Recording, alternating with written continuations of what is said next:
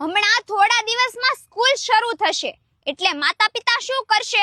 બાળકને સવારે સ્કૂલે મોકલશે, ત્યાંથી આવશે એટલે ક્લાસીસે મોકલશે, ત્યાંથી આવશે એટલે બીજા ક્લાસીસે મોકલશે, અને રાતે થોડો ઘણો સમય બાળક પાસે હોય રમવાનો, પણ ત્યારે એને રમવા ન જવા દે, ત્યારે એમની પાસે હોમવર્ક કરાવે અને ઘણું બીજું જ્ઞાન આપે.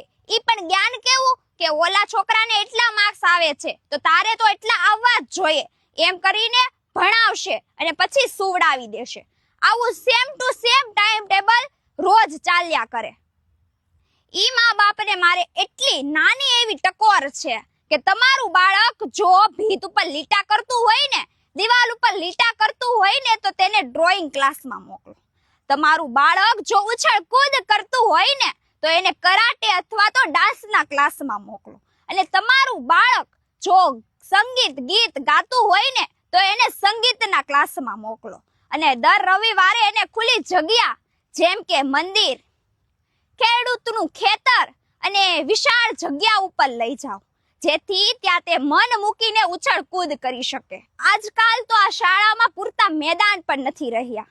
એમાં તમારા બાળકનો વિકાસ ક્યાંથી થવાનો છે? તમારા બાળકોના સપના તમે છીનવો નહીં, એને તમે આઝાદી આપો, એને જે કરવું છે તે તમે કરવા દો. અને માત્ર આ ભણતર એટલે કે આ ચોપડિયું જ્ઞાન કઈ જ કામમાં નહીં આવે. જો તેમની સાથે સાથે જો તેને બહારનું પણ જ્ઞાન હશે ને, તો જ એના જીવનમાં કંઈક કરી શકશે.